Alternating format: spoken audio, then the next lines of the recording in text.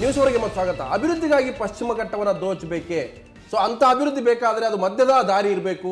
ಯಾಕಂತಂದ್ರೆ ನಮ್ಮ ಅನೇಕ ಅಣೆಕಟ್ಟುಗಳು ನಮ್ಮ ಬದುಕನ್ನು ಕಸ್ಕೊಂಡಿದ್ದಾವೆ. ಸೊ ಜವಾಹರ್ಲಾಲ್ ನೆಹರು ಅಣೆಕಟ್ಟುಗಳನ್ನೇ ಒಂದು ರೀತಿ ದೇವಾಲಯ ಅಂತ ಹೇಳಿದ್ರು. ಆ ದೇವಾಲಯಗಳು ನಮಗೆ ಒಂದು ರೀತಿ ಇವತ್ತು ಬಹಳ ಆತಂಕದ ದೇವಾಲಯಗಳು ಕಂಡು ಬರ್ತಾ ಇದಾವೆ ಅನ್ನುವಂಥ ಆತಂಕವನ್ನು ಕೂಡ ನಾಡಧ್ವಜ ತಮ್ಮ ಭಾಷಣದಲ್ಲಿ ವ್ಯಕ್ತಪಡಿಸಿದ್ದಾರೆ. ಅಷ್ಟೇ ಅಲ್ಲ, ಅವರು ಅದೇ ಪರಿಸರದಲ್ಲಿ ಬಾಳಿ ಬದುಕಿದವರು, ಅವ್ರ ಕಣ್ಣು ಮುಂದೆನೇ ಆದಂಥ ಅಪಾಯಗಳನ್ನು ಅವ್ರು ಕಣ್ಣಾರಿ ನೋಡಿದವರು. ಆ ಕಾರಣಕ್ಕಾಗಿ ಅವರು ತಮ್ಮ ಈ ಒಂದು ಸಾಹಿತ್ಯ ಸಮ್ಮೇಳನದಲ್ಲಿ ಜ್ವಲಂತ ವಿಷಯವನ್ನು ಜನರ ಮುಂದಿಟ್ಟಿದ್ದಾರೆ. ಸೊ ಅವ್ರು ಏನು ಹೇಳಿದ್ದಾರೆ ನಂತರ ಚರ್ಚೆ ಮಾಡ್ತೀವಿ. ವಿಶ್ವಸಂಸ್ಥೆ ಪಶ್ಚಿಮ ಘಟ್ಟವನ್ನು ವಿಶೇಷ ಪ್ರದೇಶವನ್ನು ಸಾರಲಿಕ್ಕೆ ಹೊರಟಾಗ ನಮ್ಮಲ್ಲಿ ಕೆಲ ರಾಜಕಾರಣಿಗಳು ತಮ್ಮ ವಿರೋಧವನ್ನು ವ್ಯಕ್ತಪಡಿಸಿದರು. ಡಾಕ್ಟರ್ ಕಸ್ತೂರಿ ರಂಗನ್ ವರದಿ ಬಂದ ನಂತರ ಈ ವಿರೋಧ ಇನ್ನೂ ಹೆಚ್ಚಾಗಿದೆ. ಕಸ್ತೂರಿ ರಂಗನ್ ವರದಿ ಬರಲಿಕ್ಕೆ ಮುಖ್ಯ ಕಾರಣ ಪರಿಸರವನ್ನು ಬೇಕಾಬಿಟ್ಟಿಯಾಗಿ ನಾವು ನಾಶ ಮಾಡಿ ಹೊರಟಿದ್ದು. ಪರಿಸರ ಇರುವುದೇ ನಮಗಾಗಿ ಅನ್ನುವ ಭ್ರಮೆಯಲ್ಲಿ ನಾವು ಅದನ್ನು ದೋಚಲಿಕ್ಕೆ ಹೊರಟಿದ್ದೇವೆ. ಈ ಕೃತ್ಯದಿಂದ ಪರಿಸರ ಉಳಿಯುವುದೇ ಇಲ್ಲ ಅನ್ನುವಾಗ ಕಸ್ತೂರಿ ರಂಗನ್ ವರದಿ ಬಂದಿದೆ. ಈ ಹಿಂದೆ ಒಂದು ಕಡೆ ಪರಿಸರ ನಾಶವಾಯಿತು, ಇನ್ನೊಂದು ಕಡೆ ಬಂಗಾರದ ತಟ್ಟೆಗಳಲ್ಲಿ ನಾವು ಊಟ ಮಾಡಿದ್ವಿ, ಹವಾನಿಯಂತ್ರಿತ ವಾಹನಗಳನ್ನು, ಹೆಲಿಕಾಪ್ಟರ್ಗಳನ್ನು ನಾವು ಬಳಸಿದ್ವಿ. ಗಣಿ ಲಾಬಿ ದೇಶವನ್ನು ಆಳತೊಡಗಿತ್ತು. ಪರಿಸರವನ್ನು ಮುಟ್ಟಬೇಡಿ ಅನ್ನುವುದು ಅವೈಜ್ಞಾನಿಕ. ಯಾಕೆ ಅಂತಂದರೆ ನಮಗೆ ಇರುವುದು ಒಂದೇ ಭೂಮಿ, ನಾವು ಇದನ್ನು ಬಿಟ್ಟು ಇರಲಾರೆವು, ಅದನ್ನು ತೊರೆದು ಕೂಡ ಬದುಕಲಾರೆವು. ಬಂಗಾರದ ಮೊಟ್ಟೆಯನ್ನು ಇಡ್ತಾ ಇದ್ದ ಕೋಳಿಯ ಹೊಟ್ಟೆ ಸೀಳಿದ ರೈತರ ಕತೆ ನಮಗೆ ಗೊತ್ತಿದೆ. ನಮ್ಮ ಅಭಿವೃದ್ಧಿಗಾಗಿ ಪಶ್ಚಿಮ ಘಟ್ಟವನ್ನು ದೋಚುವ ಕೆಲಸ ಆಗಬೇಕೆ? ಈಗ ಒಂದು ಮಧ್ಯದ ದಾರಿಯನ್ನು ನಾವು ಕಂಡುಕೋಬೇಕಾಗಿದೆ. ತುಸು ತಾಳ್ಮೆಯಿಂದ ಪ್ರಕೃತಿಯನ್ನು ಉಳಿಸಿಕೊಂಡು, ಪ್ರಕೃತಿಯನ್ನು ಬಳಸಿಕೊಂಡು ಮುಂದೆ ಬರುವಂಥ ನಮ್ಮ ಯುವಜನಾಂಗಕ್ಕೆ ನಾವು ಪ್ರಕೃತಿಯನ್ನು ನೀಡಿ ಹೋಗಬೇಕಾಗಿದೆ. ಈ ಕಾರಣಕ್ಕೋಸ್ಕರ ಒಂದು ಸುವರ್ಣ ಮಾಧ್ಯಮದ ದಾರಿಯನ್ನು ನಾವು ಕಂಡುಕೋಬೇಕಾಗಿದೆ. ಎಸ್, ಖಂಡಿತ ನಾಡಧ್ವಜ ಅವರೇ, ತಾವು ಪ್ರಸ್ತಾಪ ಮಾಡಿದಂಥ ವಿಷಯ ಈಗ ವಿರೋಧಕ್ಕೂ ಕೂಡ ಕಾರಣ ಆಗಿದೆ. ತಾವು ಮಲೆನಾಡಿನ ಮಗನಾಗಿ, ಯಾಕಂತಂದ್ರೆ ಆ ದ್ವೀಪದ ಮಧ್ಯೆ ಇದ್ದವರು, ತಾವು ಯಾವ ರೀತಿ ಅಪಾಯಗಳಾಗಿದ್ದಾವೆ ಅದರ ಕಣ್ಣಾರೆ ಕಣ್ಣಂತವ್ರು. ನಮಗೆ ಗೊತ್ತಿಲ್ಲ, ನಿಮ್ಗೆ ಚೆನ್ನಾಗಿ ಗೊತ್ತು. ಬೆಳಿಗ್ಗೆಯಿಂದ ಸಂಜೆವರೆಗೂ ಕೂಡ ಆ ಪರಿಸರದಲ್ಲಿ ಇರ್ತಕ್ಕಂಥ ಲಾಭಗಳೇನು ಅನ್ನುವಂಥದ್ದು.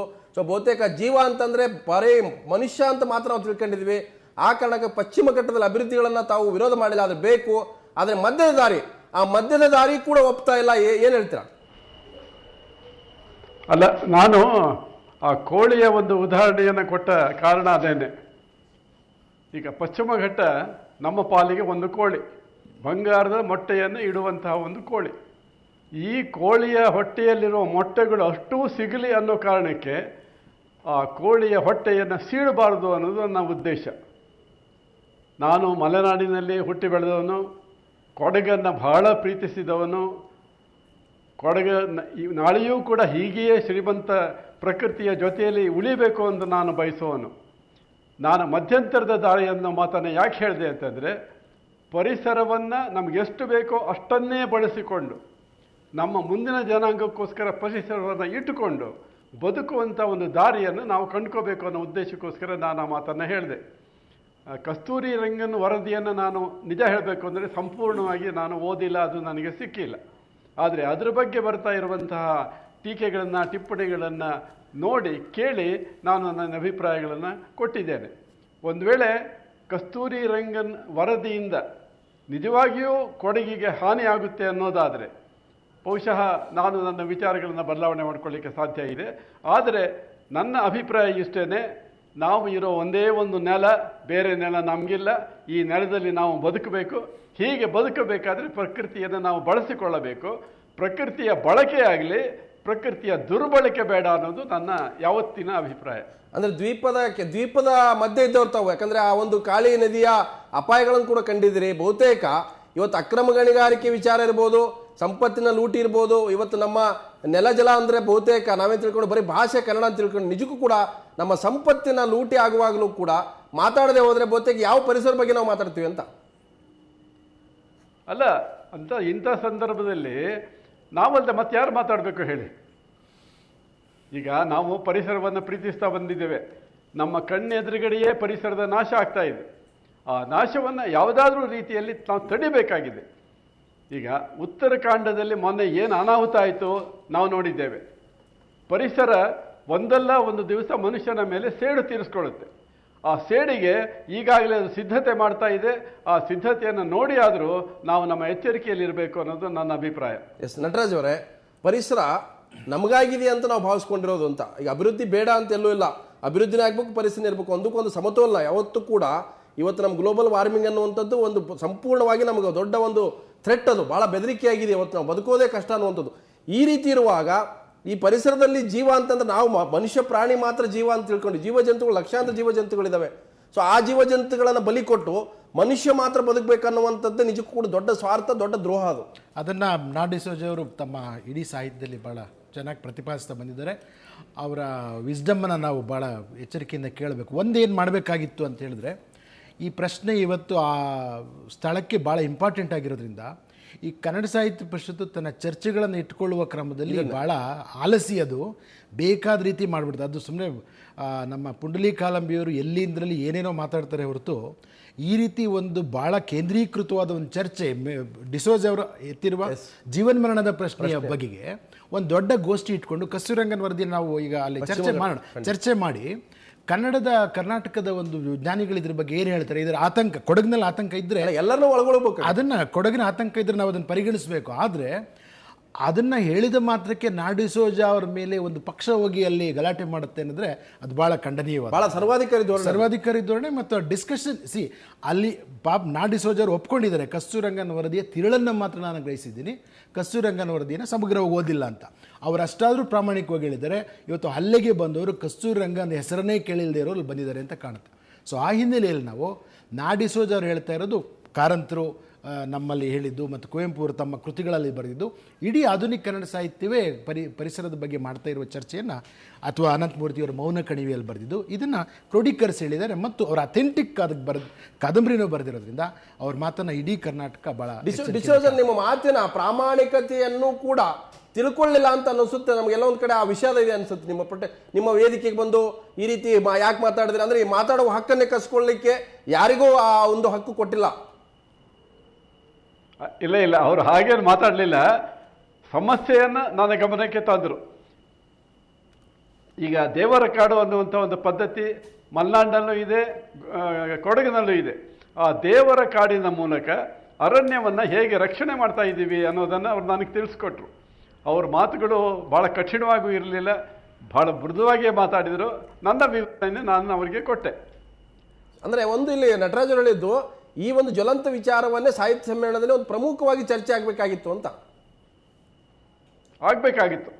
ಸಾಹಿತ್ಯ ಸಮ್ಮೇಳನ ಅಂದ್ಕೂಡಲೇ ನನ್ನ ದೃಷ್ಟಿಯಲ್ಲಿ ಕೇವಲ ಕಥೆ, ಕಾದಂಬರಿ, ಕಾವ್ಯ ಇವುಗಳ ಬಗ್ಗೆ ಮಾತ್ರ ಅಲ್ಲ, ಸಾಹಿತಿಗೆ ಒಂದು ಬದ್ಧತೆ ಇರುತ್ತೆ. ನೀವೀಗಾಗಲೇ ಶಿವರಾಮ್ ಕಾರಂತರ ಹೆಸರನ್ನು ಹೇಳಿದ್ದೀರ. ಶಿವರಾಮ್ ಕಾರಂತರು ಎಲ್ಲೆಲ್ಲಿ ಸಮಾಜಕ್ಕೆ, ಪರಿಸರಕ್ಕೆ ಧಕ್ಕೆ ಆಗ್ತಾ ಇತ್ತೋ ಅಲ್ಲೆಲ್ಲ ತಮ್ಮ ಧ್ವನಿಯನ್ನು ಎತ್ತುತ್ತಾ ಇದ್ರು. ನಾನು ಕಾರಂತರ ಪ್ರಭಾವದಲ್ಲಿ ಬೆಳೆದಂಥ ವ್ಯಕ್ತಿ.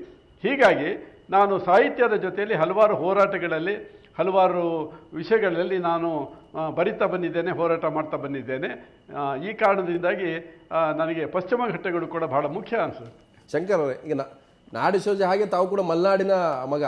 ಸೊ ಇವತ್ತು ಈ ಪಶ್ಚಿಮ ಘಟ್ಟದ ವಿಚಾರಕ್ಕೆ ಸಂಬಂಧಪಟ್ಟಂತೆ ಕಸ್ತೂರಂಗನ ವರದಿ ಬಂದರೆ ಬಹುತೇಕ ಅಪಾಯ ಇದೆ ಅನ್ನುವಂಥದ್ದು ಭಾಳಷ್ಟು ಜನ ಹೇಳ್ತಾರೆ. ಇದು ಪರಿಸರ ಉಳಿಯಲ್ಲ, ಪರಿಸರ ನಾವು ನಾಶ ಮಾಡಿ ನಾವು ಬದುಕೋದು ಎಷ್ಟು ಸರಿ ಸ್ವಾರ್ಥ ಅಂತ ಹೇಳ್ತಾರೆ. ಈ ಪಶ್ಚಿಮ ಘಟ್ಟದಲ್ಲಿ ವಾಸ ಮಾಡ್ತಕ್ಕಂಥ ಜನ ಅಂದರೆ ಮಲೆನಾಡು ಪ್ರದೇಶದಲ್ಲಿ ವಾಸ ಮಾಡ್ತಕ್ಕಂಥ ಜನರು ಹಲವು ಆತಂಕಗಳನ್ನು ಅಥವಾ ಅನುಮಾನಗಳನ್ನು ಹೊಂದಲಿಕ್ಕೆ ಕಾರಣ ನಮ್ಮ ಆಡಳಿತ ವ್ಯವಸ್ಥೆ. ಇವತ್ತು ಸಂಪೂರ್ಣವಾಗಿ ರಾಜಕಾರಣಿಗಳ ಮೇಲೆ, ಅಧಿಕಾರಶಾಹಿಗಳ ಮೇಲೆ ನಂಬಿಕೆ ಕಳ್ಕೊಂಡಿರೋದ್ರಿಂದ ಅವರೆಲ್ಲರೂ ಕೂಡ ಆಡ್ತಕ್ಕಂಥ ಮಾತಿಗೂ ಮಾಡ್ತಕ್ಕಂಥ ಕೃತಿಗೂ ಭಾಳ ವ್ಯತ್ಯಾಸ ಇದೆ ಅಂತಕ್ಕಂಥ ಅಪನಂಬಿಕೆ ಇರತಕ್ಕಂಥ ಕಾರಣದಿಂದ ಇವರು ಯಾರು ಏನೇ ಹೇಳಿದರೂ ಕೂಡ ಕೇಳ್ತಕ್ಕಂಥ ಸ್ಥಿತಿನಲ್ಲಿ ಪಶ್ಚಿಮ ಘಟ್ಟ ಭಾಗದವರು ಇಲ್ಲ. ಗಾಡ್ಗಿಲ್ಲಾಗಲಿ, ಕಸ್ತೂರಿರಂಗನಾಗಲಿ ಅವರು ಯಾವುದೇ ಒಂದು ರಾಜಕೀಯ ಪಕ್ಷವನ್ನು ಅಥವಾ ಯಾರನ್ನೇ ಓಲೈಸಬೇಕಾಗಿರ್ತಕ್ಕಂಥ ಅವಶ್ಯಕತೆ ಇಲ್ಲ. ಅವರಿಬ್ಬರು ತಜ್ಞರವರು. ಇಡೀ ಪರಿಸರವನ್ನು ರಕ್ಷಣೆ ಮಾಡ್ತಕ್ಕಂಥ ದೃಷ್ಟಿಯಿಂದ ಅಗತ್ಯವಾಗಿ ಆಗಬೇಕಾಗಿರ್ತಕ್ಕಂಥ ಕ್ರಮಗಳ ಬಗ್ಗೆ ಮಲೆನಾಡು ಪ್ರದೇಶದಲ್ಲಿ ಒಂದು ಕಾಲದಲ್ಲಿ ಬಹಳ ವಿರಳವಾಗಿರ್ತಕ್ಕಂಥ ಜನಸಂಖ್ಯೆ ಇತ್ತು. ನಾವೆಲ್ಲ ಚಿಕ್ಕವರಾಗಿದ್ದಾಗ, ನಾವು ಹುಟ್ಟಿದಂಥ ಸಂದರ್ಭದಲ್ಲಿ. ಈಗ ಕಳೆದ 5-6 ದಶಕದಲ್ಲಿ ಅಲ್ಲೂ ಕೂಡ ಬಯಲುಸೀಮೆಯಷ್ಟೇ ಜನಸಂದಣಿ ಆಗ್ತಕ್ಕಂಥ ಸ್ಥಿತಿಗೆ ಅಲ್ಲೆಲ್ಲ ಕೂಡ ಬಂದಿದ್ದಾವೆ. ಜೊತೆಗೆ ಮಲೆನಾಡಿನಲ್ಲಿರ್ತಕ್ಕಂಥ ಭೂಗರ್ಭದಲ್ಲಿರ್ತಕ್ಕಂಥ ಸಂಪತ್ತನ್ನು ಭಾಳ ದೊಡ್ಡ ದುರಾಸೆಯಿಂದ ಹೊರಗೆ ತೆಗಿತಕ್ಕಂಥ ಒಂದು ಪ್ರಯತ್ನಗಳು ಕೂಡ ನಡೆದಿದೆ. ಅದು ಗಣಿಗಾರಿಕೆ ಮಾಡ್ತಕ್ಕಂಥದ್ದು, ಮರಗಳನ್ನು ಕಡಿತಕ್ಕಂಥದ್ದು ಇರ್ಬೋದು, ಜಲವಿದ್ಯುತ್ ಯೋಜನೆಗಳನ್ನು ನಿರ್ಮಾಣ ಮಾಡ್ತಕ್ಕಂಥದ್ದು ಇರ್ಬೋದು, ಅಣೆಕಟ್ಟೆಗಳನ್ನು ಕಟ್ತಕ್ಕಂಥದ್ದು ಇರ್ಬೋದು. ಇವೆಲ್ಲವೂ ಕೂಡ ಇದರಿಂದಾಗಿ ಇಡೀ ಮಲೆನಾಡಿನ ವಾತಾವರಣ, ಪರಿಸರ ಬದಲಾವಣೆ ಆಗ್ತಕ್ಕಂಥ, ಹವಾಮಾನ ವೈಪರೀತ್ಯ ಆಗ್ತಕ್ಕಂಥ ಸ್ಥಿತಿ ಬಂದಿದೆ. ನನಗೊಂದು ಸಂತೋಷ ಅಂದರೆ ನಾ ಡಿಸೋಜ ಅಂಥವ್ರು, ತೇಜಸ್ವಿ ಅಂಥವ್ರು, ಕುವೆಂಪು, ಕಾರಂತ ಅಂಥವರು ಅನೇಕ ಸಂದರ್ಭಗಳಲ್ಲಿ ಇಂಥ ಜಾಗೃತಿಯನ್ನು ಉಂಟು ಮಾಡ್ತಕ್ಕಂಥದ್ದು ತಮ್ಮ ಲೇಖನಿಯನ್ನು ಬಳಸಿದ್ದಾರೆ. ಮತ್ತು ಇಂಥ ಅವಕಾಶ ಸಿಕ್ಕಿದಂಥ ಸಂದರ್ಭದಲ್ಲಿ ಅದಕ್ಕೆ ಮಾತಿನ ರೂಪವನ್ನು ಕೊಡ್ತಕ್ಕಂಥದ್ದು ಒಂದು ಒಳ್ಳೆಯದಾಗಿರ್ತಕ್ಕಂಥ ಬೆಳವಣಿಗೆ. ನಟರಾಜ್ ಹೇಳಿದಂಥ ರೀತಿಯಲ್ಲಿ ಸಾಹಿತ್ಯ ಸಮ್ಮೇಳನಗಳು ಅಂದರೆ ಸಾಹಿತ್ಯ ಕೃತಿಗಳ ಬಗ್ಗೆನೇ ಚರ್ಚೆ ಮಾಡೋದ್ರ ಬದಲಿಗೆ ಸಮಕಾಲೀನ ಸವಾಲುಗಳನ್ನು ಕೂಡ, ಇದು ಸಮಸ್ಯೆ ಅಂತ ತೆಗಿಬಾರ್ದು, ಒಂದು ಸವಾಲಿದು. ಒಂದು ಕಡೆ ಜನಸಂದಣಿ ಇದೆ, ಜನದಟ್ಟಣೆ ಇದೆ, ಮತ್ತೊಂದು ಕಡೆ ಅಭಿವೃದ್ಧಿ ಆಗಬೇಕಾಗಿದೆ, ಇನ್ನೊಂದು ಕಡೆ ಪರಿಸರ ಉಳಿದೇ ಹೋದರೆ ಇಡೀ ವಿಶ್ವ ಉಳಿಲಿಕ್ಕೆ ಸಾಧ್ಯ ಇಲ್ಲ. ಇಂಥ ಸವಾಲುಗಳನ್ನ ನಾವು ಯಾವ ರೀತಿ ಸ್ವೀಕಾರ ಮಾಡ್ತೀವಿ, ಏನು ಪರಿಹಾರ ತೆಗೆದುಕೊಳ್ತೀವಿ ಅನ್ನೋದಕ್ಕೆ ಇಂಥ ಚರ್ಚೆ ಆಗದೆ ಹೋದರೆ, ಇಂಥ ಸಾಹಿತ್ಯದ ಮುಖಾಂತರ ಅದಕ್ಕೊಂದು ಅಭಿವ್ಯಕ್ತಿ ಸಿಗದೆ ಹೋದರೆ ಬೇರೆ ಯಾವ ಸಂದರ್ಭದಲ್ಲೂ ನಾವು ನಿರೀಕ್ಷೆ ಮಾಡ್ಲಿಕ್ಕೆ ಸಾಧ್ಯ. ಖಂಡಿತ ಅನಂತ್, ತಾವು ಕೂಡ ಅದೇ ಭಾಗದಿಂದ ಬಂದವರು. ಕನ್ನಡ ಅಂತಂದ್ರೆ ಕನ್ನಡಿಗನ ಬದುಕಿನ ಪ್ರಶ್ನೆಗಳು ಕೂಡ ನಾವು ಉತ್ತರ ಕೊಡಬೇಕಾಗುತ್ತೆ.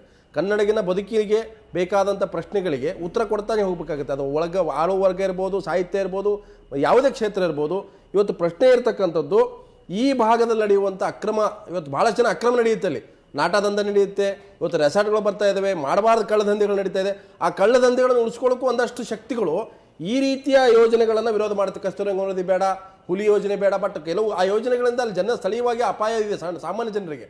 ಆದರೆ ಭಾಳಷ್ಟು ಒಂದಷ್ಟು ಹಿಡಿಯಷ್ಟು ಜನರಿಗೆ ಅದರಿಂದ ಸಮಸ್ಯೆ ಆಗುತ್ತೆ ಅನ್ನೋ ಕಾರಣಕ್ಕೆ ವಿರೋಧ ಮಾಡ್ತಾ ಇದ್ದಾರೆ. ಕರೆಕ್ಟ್. ಈ ಸಾಹಿತ್ಯ ಪರಿಷತ್ ಅನ್ನೋದು ನಮ್ಮ ಕನ್ನಡಿಗರ ಪ್ರಾತಿನಿಧಿಕ ಸಂಸ್ಥೆ ಅಂತ ನಾವು ಅಂದ್ಕೊಂಡಿದ್ದೀವಿ. ನಮ್ಮೆಲ್ಲ ಸಮಸ್ಯೆಗಳಿಗೂ ಅವರು ಮಾತಾಡಬೇಕು, ಧ್ವನಿ ಆಗಬೇಕು ಅಂತ ಹೇಳಿ ನಟರಾಜ್ ಹುಳಿಯಾರ್ ಅವರು ಹೇಳಿದಾಗೆ ಬಹುಶಃ ಇದ್ರ ಬಗ್ಗೆ ತುಂಬ ವಿಸ್ತೃತವಾದ ಚರ್ಚೆ ಮಡಿಕೇರಿಯಲ್ಲಿ ಆಗಬೇಕಾಗಿತ್ತು. That is the right place to discuss. D'Souza ಅವರು ಅಟ್ಲೀಸ್ಟ್ ಅದನ್ನ ಪ್ರಸ್ತಾಪ ಮಾಡಿ ಒಂದು ಚರ್ಚೆಗೆ ನಾಂದಿ ಹಾಡಿದ್ದಾರೆ. ಸಾಹಿತ್ಯ ಪರಿಷತ್ ಏನಂದ್ರೆ ಕಾಡು ಉಳಿಬೇಕು ಅಂತಂದ್ರೆ ಕಾಡಿನಲ್ಲಿರುವಂಥ ಮೂಲ ನಿವಾಸಿಗಳು ಯಾರಿರ್ತಾರೆ, ಬುಡಕಟ್ಟು ಜನಾಂಗದವರು, ಅವರನ್ನಲ್ಲಿ ಉಳಿಸಿದ್ರೆ ಕಾಡನ್ನು ಉಳಿಸ್ತಾರೆ. ನಾವು ಏನು ಮಾಡಬೇಕಾಗಿಲ್ಲ. ಬೋಪಯ್ಯನವರು ನಮ್ಮ ಕಾಡನ್ನ ನಾವು ಉಳಿಸ್ಕೊಳ್ತೀವಿ ಗೊತ್ತು ಬಿಡ್ರಿ ಅಂತ ಹೇಳಿದ್ರು ಹಿಂದಿನ ಸರ್ಕಾರದಲ್ಲಿ ಇದೇ ವರದಿ ಸಂದರ್ಭದಲ್ಲಿ. ಇವರುಗಳು ಹೇಗೆ ಉಳಿಸ್ಕೊಂಡಿದ್ದಾರೆ ನಮ್ಮ ರಾಜಕಾರಣಿಗಳು ಅನ್ನೋದು ನಮ್ಗೆ ಗೊತ್ತು. ಎಷ್ಟೆಲ್ಲ ಕಾಡು ಒತ್ತುವರಿಯಾಗಿದೆ, ಎಲ್ಲೆಲ್ಲೆಲ್ಲ ಗಣಿಗಾರಿಕೆ ನಡೀತಿದೆ, ಎಲ್ಲೆಲ್ಲೆಲ್ಲ ಗಾಂಜಾ ಬೆಳಿತಿದ್ದಾರೆ, ಎಲ್ಲೆಲ್ಲೆಲ್ಲ ಸ್ಮಗ್ಲಿಂಗ್ ನಡೀತಿದೆ. ಹಾಗಾಗಿ ನಮಗೆ ನಾಯಕರುಗಳ ಬಗ್ಗೆ ಕಾನ್ಫಿಡೆನ್ಸ್ ಹೋದಾಗ ಡಿಸೋಜಾ ತರದವರು ನಮಗೆ ಹೋಪ್ ಆಗಿ ಕಾಣಿಸ್ತಾರೆ. At least let's have a debate ಅಂತ ಹೇಳಿ. ಎಸ್, ನಾ ಡಿಸೋಜಾ ಅವರು ಒಂದು ಪ್ರಶ್ನೆ ಇರ್ತಕ್ಕಂಥದ್ದು, ಮತ್ತೊಂದು ನಾಳೆ ಆದ್ರೂ ಕೂಡ ಇದ್ರ ಬಗ್ಗೆ ಚರ್ಚೆ ಮಾಡುವ ತಾವೇ ಒಂದು ವಿಶೇಷವಾದ ಅವಕಾಶ ಕಲ್ಪಿಸಬಹುದು.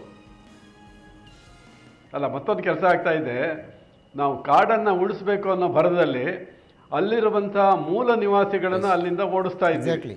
ಬಹಳ ಅಪಾಯಕಾರಿ. ಮೂಲ ನಿವಾಸಿಗಳು ಕಾಡನ್ನ ಬೆಳೆಸುವಂತವ್ರು, ಕಾಡನ್ನ ನಾಶ ಮಾಡೋರಲ್ಲ, ಅವರನ್ನ ನಾವು ಅಲ್ಲಿಂದ ಓಡಿಸ್ತಾ ಇದ್ದೀವಿ. ಇದು ಕೂಡ ಒಂದು ದೊಡ್ಡ ತಪ್ಪು ಅಂತ ನನಗೆ ಅನಿಸುತ್ತೆ. ಎಸ್, ನಾ ಮುಂದಿನ ಹಂತದಲ್ಲಿ ಇನ್ನಷ್ಟು ವಿಷಯಗಳ ಬಗ್ಗೆ ಚರ್ಚೆ ಮಾಡ್ತೇನೆ. ನಾಡಿಸೋದು ಇನ್ನೂ ಕೆಲವು ಪ್ರಮುಖ ವಿಚಾರಗಳನ್ನು ಪ್ರಸ್ತಾಪ ಮಾಡಿದ್ದಾರೆ. ಅದಕ್ಕಿಂತ ಮೊದಲು